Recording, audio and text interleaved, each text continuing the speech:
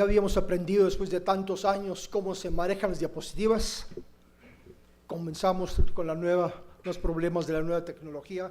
Vamos a ver por qué todavía diagnosticamos el cáncer tardío.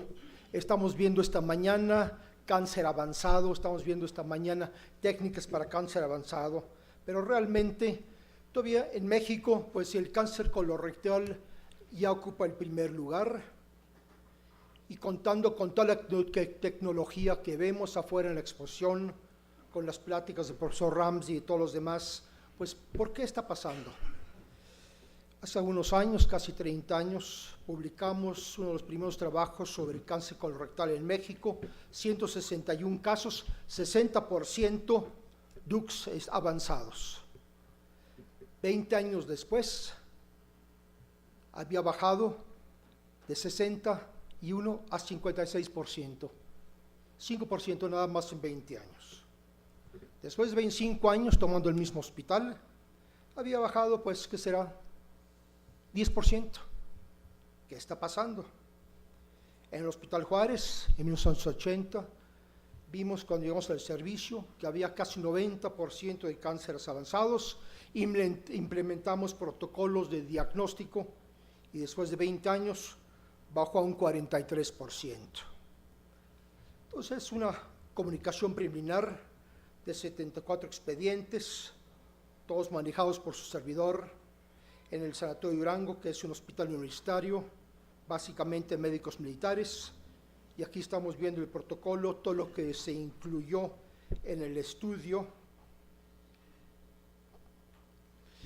y manejamos 3 parámetros: el atraso del paciente, que es desde que el momento que comienza signos y síntomas, cuando llega a ver al médico.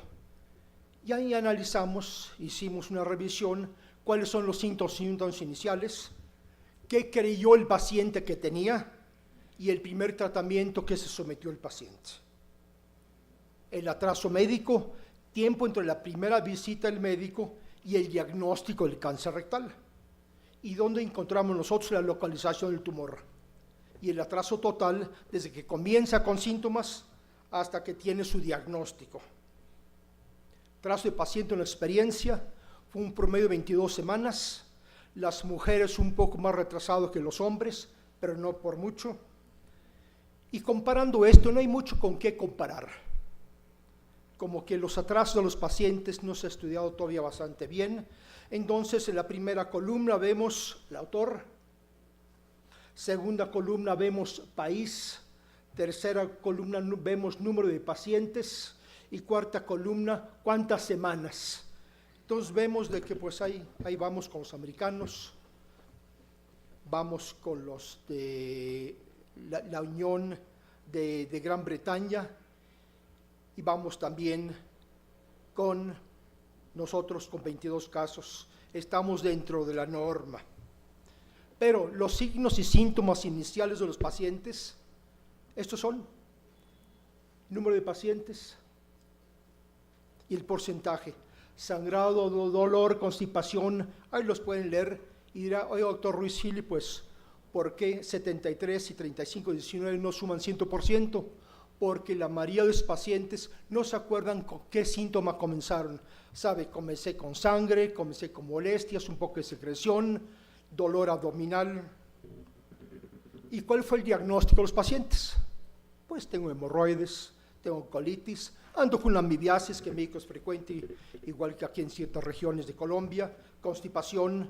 Entonces, 92% se automedicó y solamente el 10% fue a ver un médico.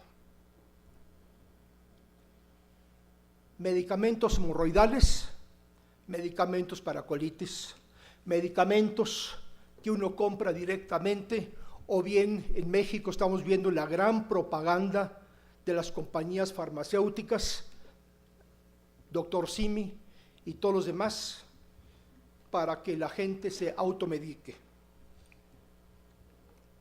El atraso médico varió hasta 18 meses,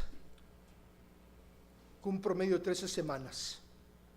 Y esto de 13 semanas, ¿cómo estamos con los demás países? pues con los americanos el 20% tardó más de 12 semanas, los finlandeses, Estados Unidos y en México, pues más o menos andamos más o menos igual. Hay que ver que la mayoría de los pacientes que estamos manejando en esta unidad son pacientes de clase media y clase media alta, y la clase media molada que todos vemos. La localización del tumor rectal, 55% fue bajo, 31% medio y un 14% alto con estadísticas. Y aquí vamos a ver qué pasó con los pacientes que fueron a ver un médico. Pues 7 pacientes, de los 7 pacientes, y de todos los pacientes que fueron a ver después a un médico, solamente el 10% se le hizo un tacto rectal. Del 100% de pacientes que fueron a ver un médico, solamente el 10%. Con los proctólogos que nosotros vimos de primera intención, los urólogos, gastroenterólogos y el cirujano general. Y ustedes dirán, ahora sí, doctor Ruiz-Gili, ¿qué atrasado estar en México para hacer tactos rectales? Entonces me encontré con ese trabajo, es un trabajo clásico, quiero que lo lean, hecho en Oxford, Inglaterra, por el Departamento de Urología, el año 2000, por el British Journal International of Urology, en donde califican las destrezas del tacto rectal y hacen un cuestionario a estudiantes y también a los senior registrars, que son los residentes de último año, sobre el tacto rectal. Y aquí están los resultados.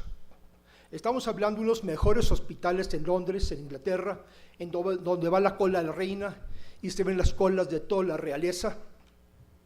Entonces los estudiantes, 12 de cada 100, no le enseñaron tacto rectal. 42%, más de la mitad, hicieron menos de 5 tactos rectales antes de graduarse. 44% nunca palparon un cáncer prostático, y el 41% de los médicos que se gradúan sin confianza para dar opinión basada en tacto rectal. Y los residentes, aquí vamos a ver, los residentes en Inglaterra, 94% sí tuvieron enseñanza, pero un 5% nunca tuvieron enseñanza en un tacto rectal. 50% de los residentes que rotaron por todos los servicios hicieron menos de 50 tactos rectales.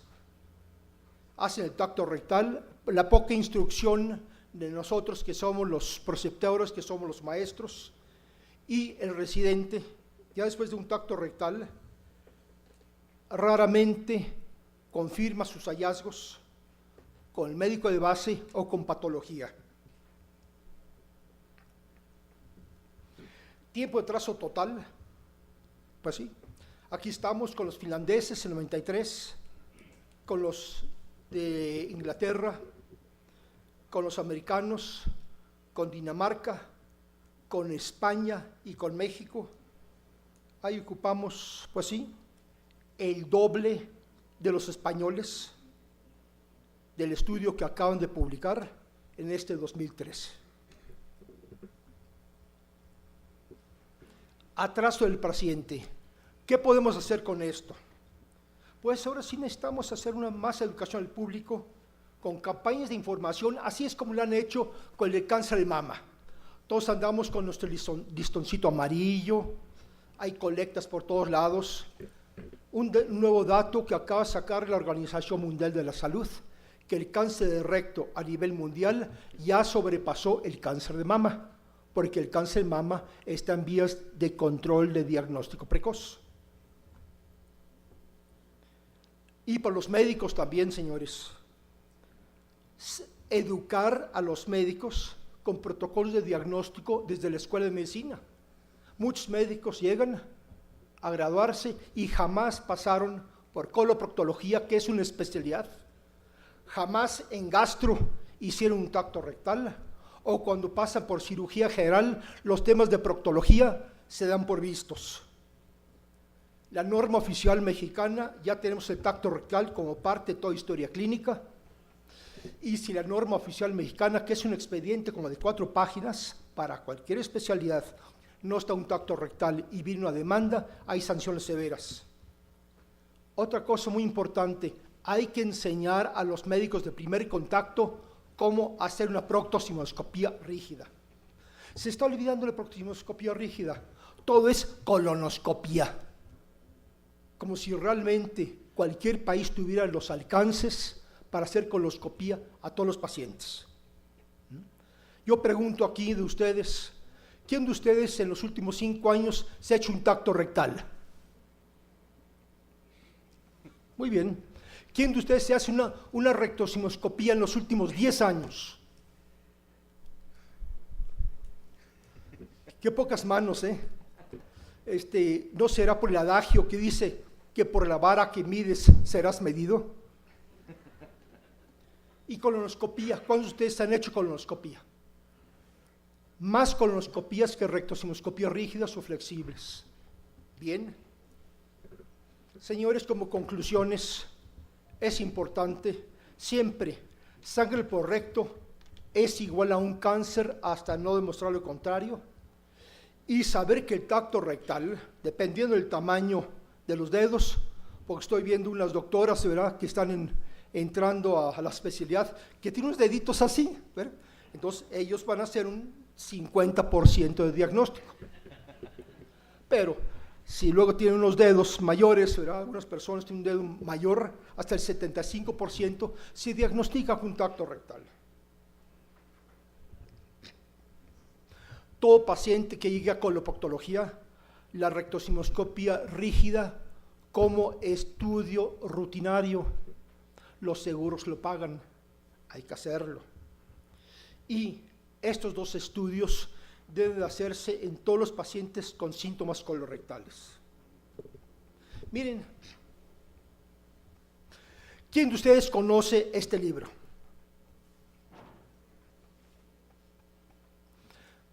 $20. Pues señores, 21%. Muy bien. Jaime Escobar Triana, ¿verdad?, fue el primer coloproctólogo, era cirujano general, era gastro, y fue el primero que impulsó la coloproctología, si lo vemos en la LAP, en este país. Y si ustedes abren este libro, van a ver que lo que hemos repetido aquí, lo repitió el doctor hace más de 35 años. Tacto rectal a todos los pacientes, rectoscopía rígida a todos los pacientes. Gracias.